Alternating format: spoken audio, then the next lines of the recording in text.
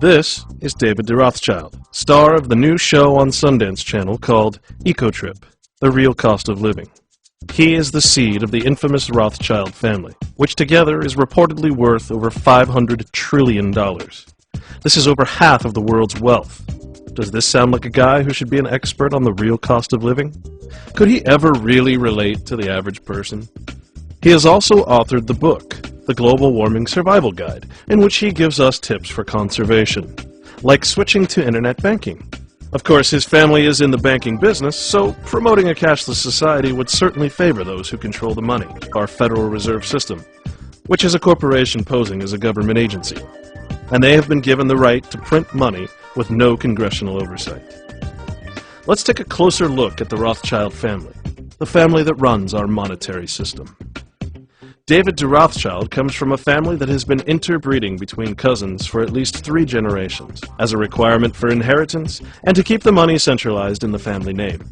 David's great-great-great-grandfather, Nathan Rothschild, was an immigrant from Germany who bankrupted the Bank of England when he tricked British citizens into liquidating their assets due to false reports that Napoleon had won the Battle of Waterloo.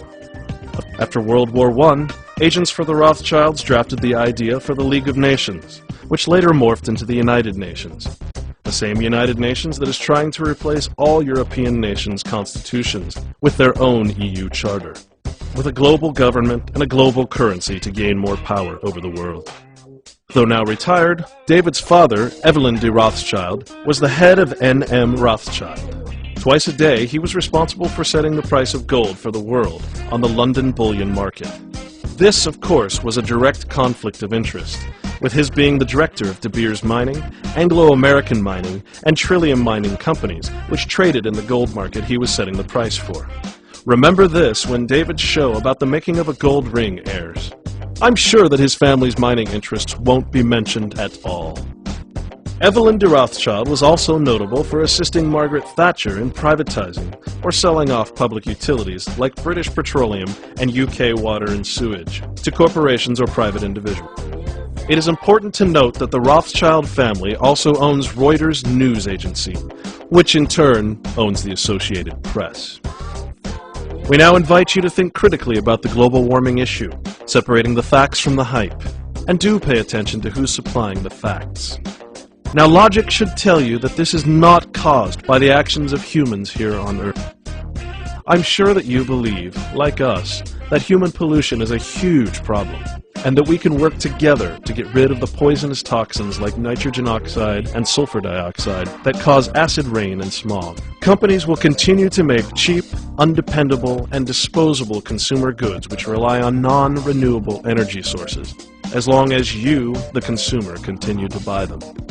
By focusing the guilt of global warming on you as an individual, the real culprits of toxic pollution and waste get off the hook while you're distracted with your own carbon footprint. This is a scam. Do not be fooled into paying a tax to make you feel better about polluting. You are smarter than that. We ask that you never forget that the real polluters are the corporations, and that they need to be held accountable for their actions. The Intergovernmental Panel on Climate Control, or IPCC, is an agency of the United Nations, and its report on global warming was found to contain false scientific and meteorological evidence. This is the report upon which the Kyoto Treaty is based. The real agenda of the purveyors of global warming is taxation, in the form of a big climate lie. The global warming and carbon taxation agenda has 4 major points. First, the carbon tax will be used as a way to usher in socialism, as described by James Hansen, an Al Gore scientific source from NASA who has been caught lying about his climate data. In a letter to President Obama dated December 28, 2008, Mr. Hansen states, "A carbon tax is honest, clear, and effective. It will increase energy prices, but low and middle income people especially will find ways to reduce carbon emissions so as to come out ahead." The second part is carbon accounting. According to SOTT.net, carbon accounting is a device being developed for your cell phone. It can read a barcode on a product and will give you that item's carbon footprint value, which is defined as the amount of carbon emitted for its production, transport, use, and recycling. And this, presumably, will add an extra charge or tax to your... The third point in the global warming and carbon taxation agenda is a new fiat currency. Remember how David de Rothschild advocated online banking in his book? Now bear in mind that that increases bankers' control over our real assets and can lead to a cashless society where the bankers would have total control over our economy and over your personal finances. In other words, if you do something they don't like, they can just shut off your life. Lastly, Agenda 21 is a United Nations ploy for land acquisition through eco-tyranny and the disallowing of private land ownership. On the United Nations website, it states, Agenda 21 is a plan of action to be taken globally, nationally, and locally by organizations of the United Nations systems, governments, and major groups in every area in which humanity impacts on the environment. Unfortunately for us, this is already taking place. Bill H.R. 146, called the Omnibus Public Land Management Act of 2009, passed both Congress and Senate and was signed by President Obama on March 30th, 2009. This act is actually a bundle of 164 differently sponsored bills. It authorizes President Obama to evacuate by use of the law of eminent domain all American citizens from what are now being called United Nations Biosphere Reserves and Corridors by no later than April 2011. This depopulation of the wilderness areas is not for the purposes of conservation, as it sounds, but is in reality a massive land grab by a rogue government of more than 2 million square acres over 9 of our United States.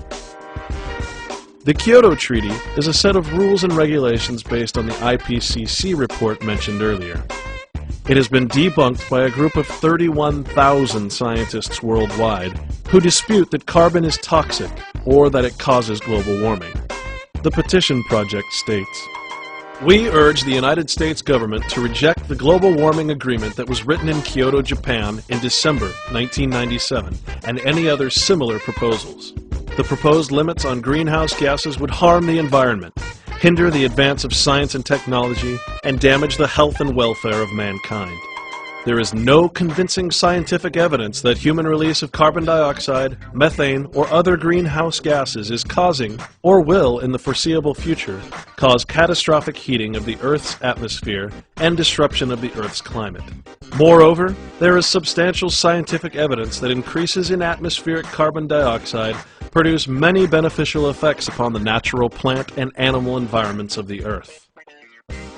Interestingly, the founder of the Weather Channel, John Coleman, has been challenging Al Gore to a global warming debate. Not surprisingly, Mr. Gore has never responded to the challenge. It has been said that if the government could find a way to tax us for breathing, they would. Well, they have found that way, through carbon taxation. Now, Congressman Henry Waxman and Congressman Edward Markey are drafting a bill that is already 648 pages long to create just such a tax. They claim that it is to promote clean energy, but according to Americans for Prosperity and many other sources, it will cause massive taxation and job losses. It is interesting to note that Mr. Waxman is the chairman for the Energy and Commerce Committee, and Mr. Markey is the chairman for the Global Warming Committee. So where does this leave us? And what can you do about it? You can start by emailing this video to everyone you know to help us expose the carbon agenda and the lies it uses. You can conserve. This is the most effective form of pollution reduction from Fed. You can make a difference, but only if you choose freedom over tyranny.